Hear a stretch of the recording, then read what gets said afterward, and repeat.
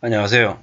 일하지 않는 윤석열 정부 덕분에 한국의 스태그플레이션 공포가 점점 현실화되고 있습니다. 내년 경제 성장률이 1%대로 추락한답니다. 1% 중반은 될까요? 심한 경우에 1% 초반까지 주저앉을 수도 있겠습니다. 소비는 위축되고 있고 버팀목이었던 수출마저 점점 더 안 좋아지고 있습니다. 이런 시국인데 정부는 계속 자기 자리 싸움, 그러니까 이전 정부의 치부를 들춰내고 표적 수사하고 사정한다 이러면서 지지율을 끌어올리겠다라고 하는데 그러한 것들 아무 소용 없습니다. 지금 이재명을 붙잡아 놓고 공격을 하든 뭘 하든 국민들 별로 관심 없다라는 겁니다. 그런 짓거리 해가지고 국민들의 관심을 되돌리기에는 지금의 경제 상황이 너무 안 좋다라는 겁니다. 충격입니다. 내년 경제 성장률이 1% 추락하면 그 다음은 또 0%대로 더 빨리 내려갈 수도 있겠다라는 생각을 해봅니다. 지금의 정부 아래에서 정치가 좀 안정이 되어야 경제가 좀 그래도 극복할 방안을 찾고 이래저래 움직일 텐데 대려 지금 현재 대한민국의 정치, 그러니까 국민의힘 여당 그리고 윤석열 정부 아래에 있는 관료들이 아무런 책임을 지지 않고 막장짓을 해서 한국의 경제를 더 빨리 나락으로 떨어뜨린다는 겁니다. 이렇게 말씀을 드리면 국민의힘 그리고 윤석열 정부가 많이 억울할 수도 있습니다. 왜? 자기들이 다 싸질러 온 게 아니기 때문에 이전 정부에서 저질렀던 폐악질들을 상당 부분 떠안았기 때문에 억울해야 할 수도 있죠. 하지만 그러한 것들은 어차피 인수인계를 받아야 되는 불가피한 상황이었던 거고 지금 현재 상황에서 어떻게 대응하느냐 못하느냐에 따라서 국민들이 판단을 한다는 거죠. 그런데 확실한 건 지금 현재 아무도 책임지지 않고 그냥 말장난하고 대통령이라고 하는 놈부터 헛소리 삐죽삐죽 하니까 시장이 경악하는 거죠.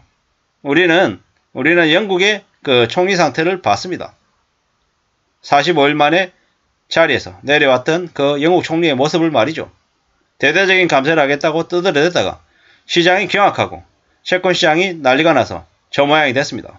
우리는 김지태 도의사라고 하는 놈이 거짓거리 해가지고 지금 현재 순식간에 한국이 IMF 시즌2로 바로 돌입하게 생겼습니다. 언제부터요? 이제 연말부터요. 이게 지금 현재 닥친 현실입니다. 물가는 쉽사리 잡히지 않는데 경제부총리라고 하는 놈은 10월에 물가 정점이다라고 떠들어대고 있고 일하지 않고 사진 찍으러 다니고 참 어처구니 같고 황당하죠. 고승범 금융위원장을 그 사단들을 윤석열 정부가 시작하자마자 내몰았습니다. 그때부터 한국의 경제 상황이 나락으로 떨어질 조짐이 보였던 것 같습니다. 좌냐, 우냐, 보수냐, 진보냐 그러한 것들을 가리지 않고 오직 한국의 경제 상황만 내다보고 불필요한 것들에 칼을 대는 수술하는 그런 제대로 된 관료, 그 고승범 금융사단을 왜 그렇게 내쳤을까요? 자기 입맛대로 안 움직이니까. 자신의 정치 유불리를 헤아리지 않으니까. 쉽사리 고개 숙이지 않으니까 잘랐던 거죠. 그 덕분에 한국의 경제가 더 나락으로 떨어져 가고 있습니다. 지금의 윤석열 정부 아래에서는 정치하는 놈들이 경제의 발목을 다 잡고 다 망가뜨리고 있습니다. 그냥 대기업들, 재벌들, 족벌가의 위주의 편에 서서 그냥 그들을 위하는 정책만 펼치고 있는 거죠. 해도 너무하다라는 생각이 듭니다. 내년에 경제 성장률 관련해가지고 더 이제 안 좋아질 거다라고 전망하는 게 많습니다. 내년에 1.5% 보고 있다네요. 1.5%. 제가 볼 때는 여기 1.8%도 1.7%도 너무 희망찬 전망이고 실제로는 한 1.5% 될 것 같습니다. 1.5%. 내년부터 경기 침체가 본격화 될 거다라는 겁니다. 좀 암담한 얘기입니다.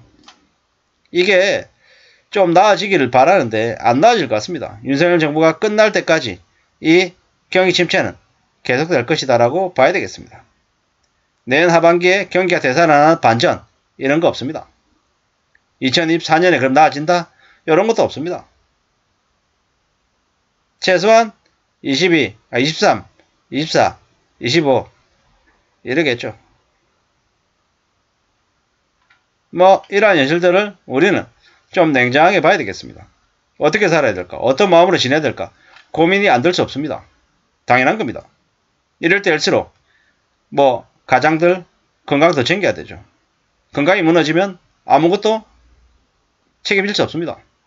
건강 또 건강해야 됩니다.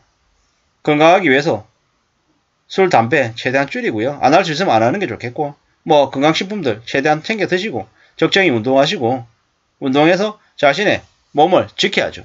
그래야지만이 앞으로 최소 5년이라고 하는 이 경제 난국을 헤쳐나가지 않겠습니까? 그리고 조금이라도 허리띠를 졸라매서 저축을 할 수 있는 부분을 만들어서 저축을 해서 돈을 모아 나가면 좋겠습니다. 뭐 지금 가지고 있는 게 하나도 없다 하더라도 지금부터라도 마음을 좀 굳게 먹고 좀 소비를 조금 줄여서 저축을 한다면 분명히 나아지는 미래가 올 거다라는 말씀을 드리고 싶습니다. 그러한 희망들을, 그러한 기대를 가지면서 살았으면 좋겠습니다. 반대로 연끌하고 비투해가지고 빚을 많이 진 사람들은 어떻게 해야 되겠습니까? 포기하면 됩니까?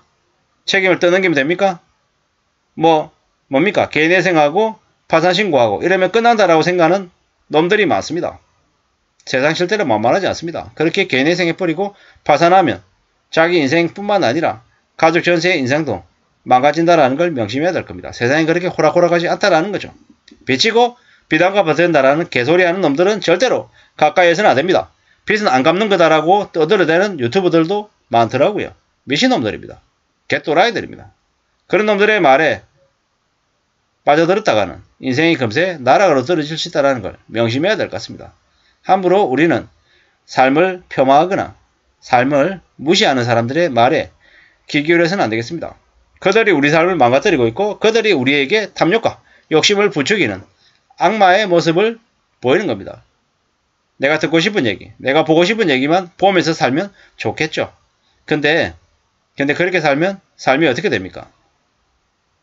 남들에게 휘둘리게 되고 남들이 끌어당기는 쪽으로 끌려가게 되어 있습니다. 조심 또 조심하고 항상 성실하게 좀 더 착실하게 살 공리를 내야 될 것 같습니다. 그러한 마음들, 그러한 태도만이 우리의 삶을 지켜준다라고 봐야 되겠습니다. 내년에 한국의 경제 성장률이 1.1% 중반대로 되게 전망이 암울합니다. 그럼 어떻게 살아야 되겠습니까? 좀 더 절약하고 좀 더 아끼고 좀 더 사치를 줄여야겠다. 좀 더 성실하게 살 공리를 해야겠다. 이렇게 마음먹는 게 훨씬 낫겠다라는 겁니다. 가족들 한번 더 돌아보고 좀 더 내가 짜증 안 내고 좀 더 착실하게 성실하게 좀 더 넓은 마음으로 지내는 쪽으로 모두를 갖춰가야겠다.